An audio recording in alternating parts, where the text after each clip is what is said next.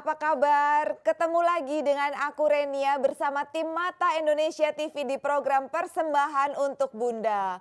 Bunda cerdas, keluarga bahagia.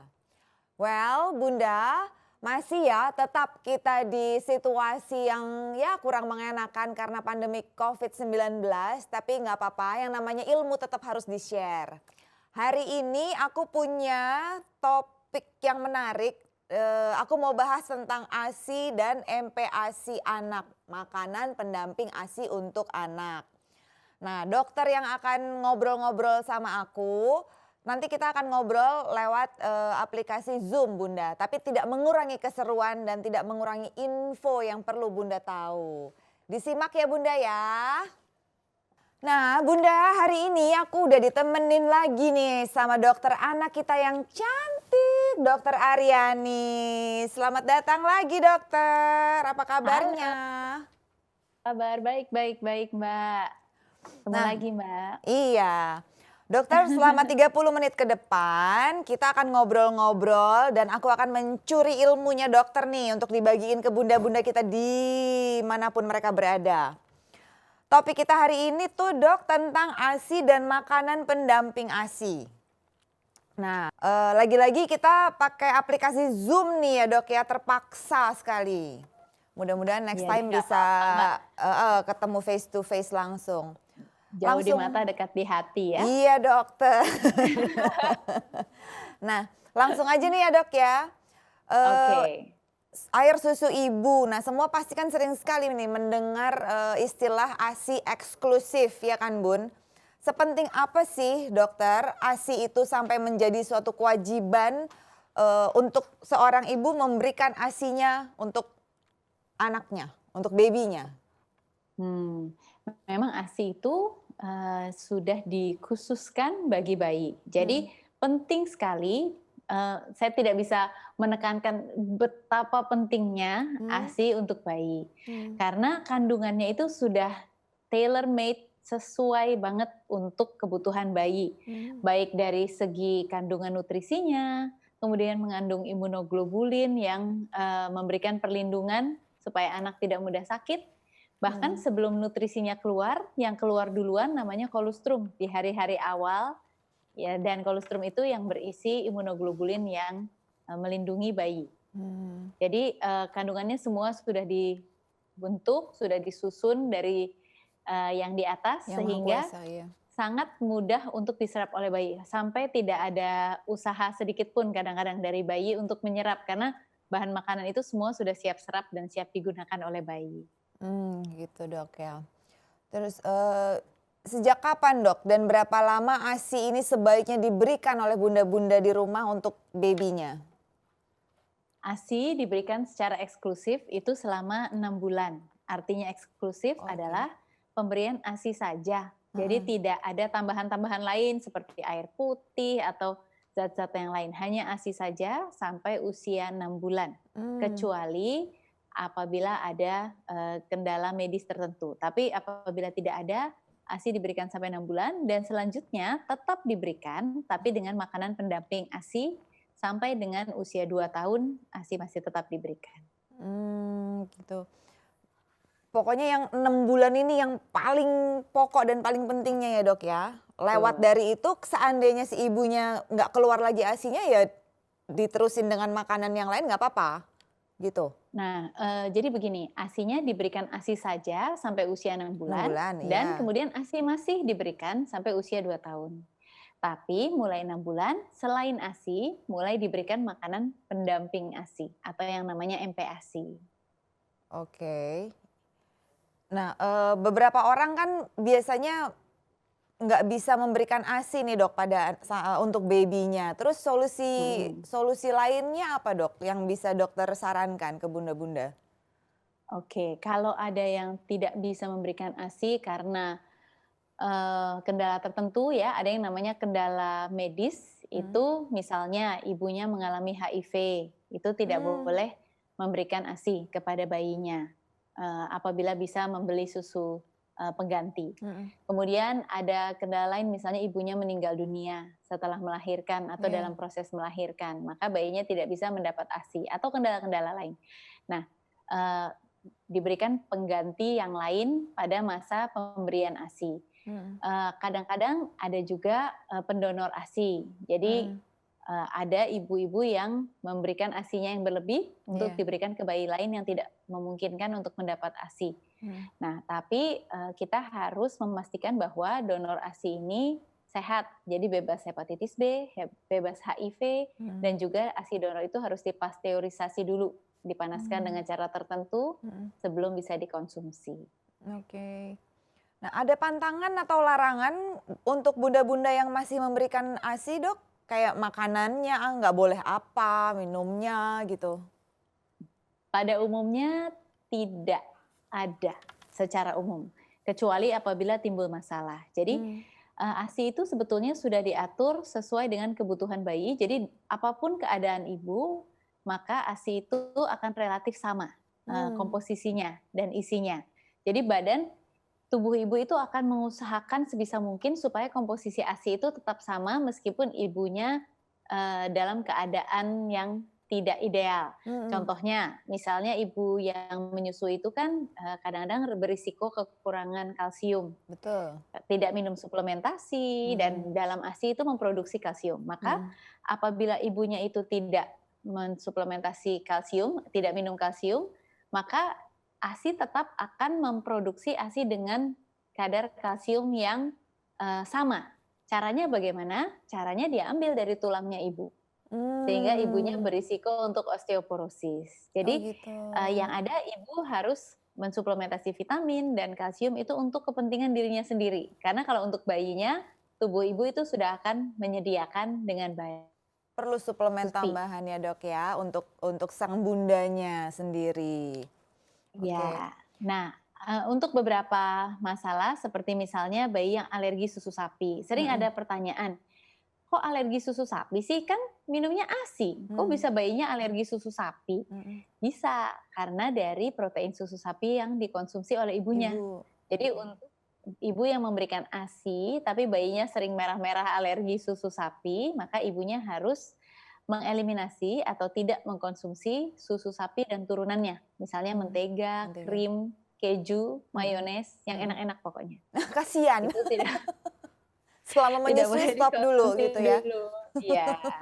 Nah, di segmen 1 ini pertanyaan aku udah habis nih bunda-bunda. Nanti kita akan lanjut lagi di segmen berikutnya untuk membahas tentang makanan pendamping ASI masih dengan Dokter Aryani yang cantik jelita. Tunggu aku dan Dokter Aryani kembali ya. Jangan kemana-mana.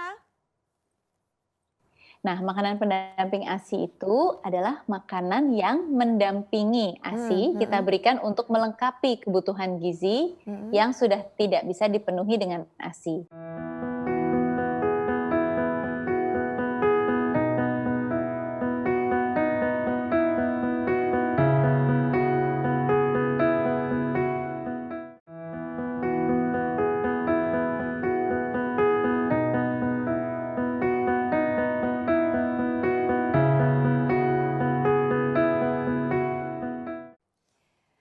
And I'm back, Bunda cerdas keluarga bahagia. Nah, tadi di segmen yang pertama kita udah kupas habis tentang ASI. Sekarang kita masuk ke segmen kedua yang mau membahas tentang makanan pendamping ASI. Langsung aja yuk Bun, nggak usah basa-basi. Kita tanya sama Dokter Aryani ya. Nah, Gitu oke, Dok. ya. Sekarang kita loncat dan bahas tentang makanan pendamping ASI. Nah, itu tuh apa, Dok? Oke. Nah, makanan pendamping ASI itu adalah makanan yang mendampingi ASI, kita berikan untuk melengkapi kebutuhan gizi yang sudah tidak bisa dipenuhi dengan ASI. ASI bisa memenuhi 100% kebutuhan bayi sampai usia 6 bulan. Tapi di atas 6 bulan, ASI saja tidak cukup. Ingat, yang sering salah persepsi, di atas 6 bulan ASI tetap diberikan. Tapi tidak boleh ASI saja. ASI-nya didampingi dengan makanan pendamping ASI. Jadi ASI plus MPASI. Bayi mendapatkan asupan tambahan dari makanan pendamping ditambah ASI yang masih dilanjutkan. Dok, kalau umpamanya nih ibunya udah eksklusifnya 6 bulan aja, terus dia mutusin untuk berhenti, nggak lanjut lagi nih yang 6 bulan. Dia hanya kasih makanan tambahan aja, itu Pendamping.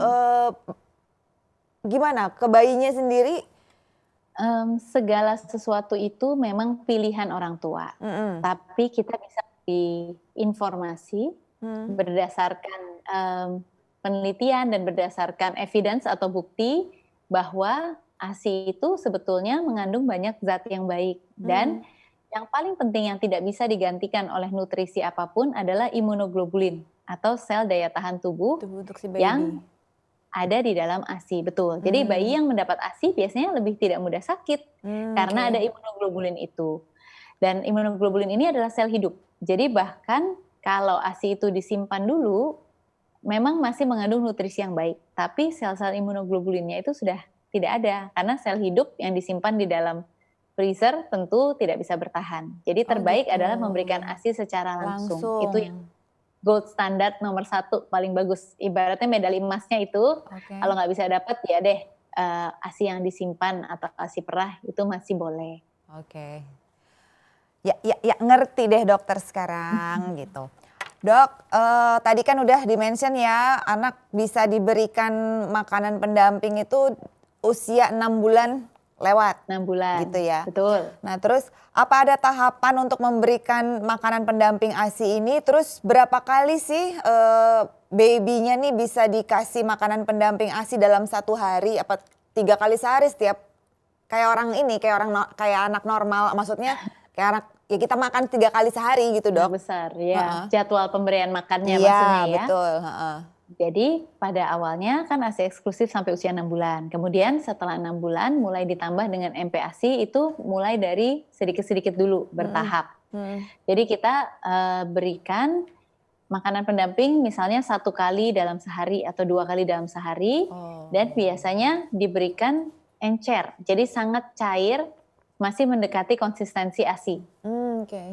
Kemudian pelan-pelan kita tingkatkan. Jadi misalnya tadinya 1 kali sehari cair, kemudian kita bisa tingkatkan 2 kali sehari cair. Mmm. Kemudian kalau toleransinya baik, kita tingkatkan menjadi lebih kental 2 kali Mhm, sehari, mhm. 3 kali sehari dengan konsistensi yang sama, baru kita naikkan bertahap. Mmm. Kenapa? Karena usus bayi itu memerlukan proses belajar. Oke. Tadinya kan dia hanya mendapat ASI saja ya, Iya. tapi kemudian kita berikan makanan padat. Jadi ususnya ini kadang-kadang suka kaget. Jadi Mmm. butuh adaptasi, jangan langsung dipaksa, naikkan pelan-pelan. Oke. Nah untuk jenisnya sendiri apa aja dok? Untuk jenis Jenis MPASI itu makanannya? Mhm. pastinya kita perlu berikan nutrisi lengkap. Apa sih namanya nutrisi lengkap? Karbohidrat, protein, lemak, Mhm. kemudian mikronutrien, Mmm. vitamin dan mineral. Mhm. Yang paling penting itu mikronutriennya adalah zat besi untuk perkembangan otak, zinc, kalsium untuk tulang dan otot, vitamin A, vitamin C, asam Mmm, folat. Nah, mhm. itu biasanya untuk makanan-makanan pendamping itu sudah tersedia, ada yang dalam bentuk bubur fortifikasi, jadi Mhm. bubur susu yang siap dimasak dan namanya bubur susu, susunya boleh dari ASI loh, pakai Oh. ASI aja. Kemudian diberikan kepada anak secara bertahap. Tentu makanannya jangan pedas, kemudian jangan menggunakan bumbu-bumbu yang berlebihan, Bumbu apalagi rujak pakai gitu dok maksudnya? Aduh dokter ada-ada aja juga. aduh jadi lapar. Ya nggak mungkin juga pedes lah dokter, aduh. Nah kemudian kalau mau mencoba tanpa gula atau garam boleh, karena kita membiasakan anak-anak untuk tidak makan terlalu berbumbu atau terlalu rasa dulu, karena Oke. itu sebetulnya bukan tidak boleh, tapi kita memberikan lifestyle. Sebenarnya ini kita mengedukasi lifestyle yang baik bagi anak-anak, yaitu tidak terlalu tinggi gula karena Iya. berisiko diabetes di masa Mhm, mendatang, mhm. tidak terlalu tinggi natrium atau Mmm, garam mhm. karena berisiko untuk hipertensi kalau Mmm. dari kecil sudah dibiasakan makan yang manis-manis banget atau Mhm. yang asin-asin banget. Jadi Mhm. anak itu lebih bagus ya, jadi Mhm. lebih baik, seleranya lebih netral. Mmm. Nah, tadi makanan pokok pastinya karbohidrat ya, tadi kemudian proteinnya bisa protein hewani, bisa protein nabati, keduanya baik, tapi untuk penyerapan besi sebetulnya lebih baik protein hewani, Mhm. karena anak-anak itu kan memerlukan zat besi. Kemudian produk susu boleh kalau tidak alergi, kemudian sayuran dan buah Mhm. yang berwarna oranye, yang berwarna hijau diberikan, kemudian juga minyak dan lemak, kacang-kacangan juga jangan lupa diberikan. Kacang merah ya, Iya. makanya bayi-bayi selalu ada kacang merah, kacang hijau ya. Kira-kira itu. Dibikin tim gitu ya dok ya. Terus, nah itu tadi beberapa pertanyaan yang aku udah ajukan ke dokter Aryani di segmen 2. Sekarang aku sama dokter Aryani juga mau break dulu, tapi kita akan balik lagi masih dengan pertanyaan yang seru-seru. Tetap ngasih informasi yang penting untuk Bunda. Jangan kemana-mana, tunggu aku balik lagi ya Bun. Dan targetnya sebetulnya adalah paling tidak 3 kali makan dalam sehari dan 1 sampai 2 kali snack. Itu yang paling ideal. Jadi kita naik bertahap sampai mencapai frekuensi tersebut. Balik lagi sama aku dan dokter Aryani ya bunda-bunda. Nah, aku nggak akan panjang-panjang, nggak akan basa-basi, langsung akan bertanya ke dokter Aryani di segmen kita yang terakhir ini. Check it out. Terus perbandingan porsinya dari pemberian ASI ini ketika mereka memasuki masa MPASI itu gimana dok? Perbandingan porsinya? Tidak ada patokan khusus. Secara alamiah, kalau dia sudah mulai MPASI, pasti ASI-nya akan berkurang ya. Jadi kalau memang tadinya ASI misalnya 8 sampai 12 kali dalam sehari, begitu mulai makan mungkin hanya sekitar 6 sampai 8 kali dalam sehari dan itu tidak apa-apa. Karena jadwal ASI-nya sudah digantikan oleh MPASI. Anak kita sudah mulai besar. Dan targetnya sebetulnya adalah paling tidak 3 kali makan dalam sehari dan 1 sampai 2 kali snack. Itu yang paling ideal. Jadi kita naik bertahap sampai mencapai frekuensi tersebut. Seberapa penting dok pemberian makanan pendamping ASI ini pada anak? Penting sekali, terutama di usia lebih dari 6 bulan. Karena pada usia lebih dari 6 bulan, kan anak sudah bertambah besar, kebutuhannya juga semakin meningkat. Jadi ASI saja sudah tidak cukup lagi. ASI masih baik untuk diberikan, tapi tidak bisa ASI saja. Jadi harus didampingi oleh MPASI. Karena kalau tidak, berarti kalori yang didapatkannya kurang. Kalau kurang berarti tumbuh kembangnya bisa terlambat, kognitifnya atau fungsi berpikirnya juga kurang, berat badan tinggi badannya tidak meningkat, dan lebih gampang terserang penyakit. Meskipun terus mendapat ASI, tapi kalorinya kurang. Tapi kan ada nih dok ya, bayi-bayi yang termasuk keponakan saya sih gitu, dia 6 bulan tuh karena udah terbiasa ASI, begitu dikasih makanan lain susahnya minta ampun dan itu berlangsung lama gitu. Itu gimana cara membujuk bayi supaya mau makan gitu, makanan pendamping ASI ini? Memang butuh proses ya. Jadi memang tidak ada yang instan dan I cannot tell you one way yang pasti berhasil karena setiap anak itu berbeda-beda.